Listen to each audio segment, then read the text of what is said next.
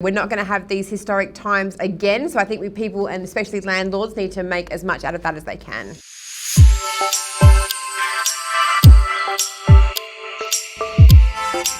So we're with Michelle Maynard, financial commentator from the Carbon Group, and I'm going to focus on investing in residential property. So Realmark is a manager of many residential investment properties, and we saw a phase where a lot of our landlords were looking to realise their asset.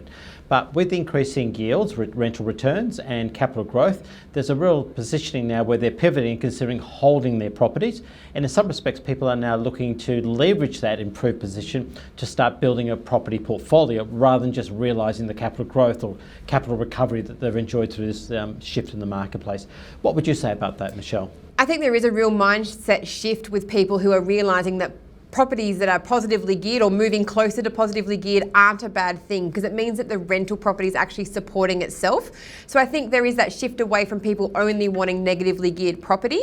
I think people also need realising that long-term capital growth, or the growth that they're seeing at the moment, might be sustained for a while. So now might not be the best time to realise it, when they could make a little bit more by holding it a little bit longer. Yes, I think if you look at the phases in the property cycle, it really would be a time to hold rather than to realise asset, and potentially talk to a broker about the increased value in your property, the increased income that you've got, and see whether you can leverage that to your advantage to build further wealth rather than just a simple realisation wealth. Would you sort of agree with that at this time? I would, and I think we need to take advantage of the low interest rates that we've got. It could be refinancing that debt so that you have more income that you could look to reinvest somewhere, another property, just to basically build that portfolio. We're not going to have these historic times again, so I think people, and especially landlords, need to make as much out of that as they can. And one final aspect there, Michelle, I think there's a lot of talk about inflation improving somewhat in the future. Do you think property is a good buttress to that?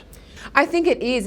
We know that the government loves to support the property market, and they're never really going to let it fall. And with everything that's come out recently in budget times, that they really are focused on borders being closed, there's going to be a demand for property, which means prices are going to hold steady or stay up for the next foreseeable future.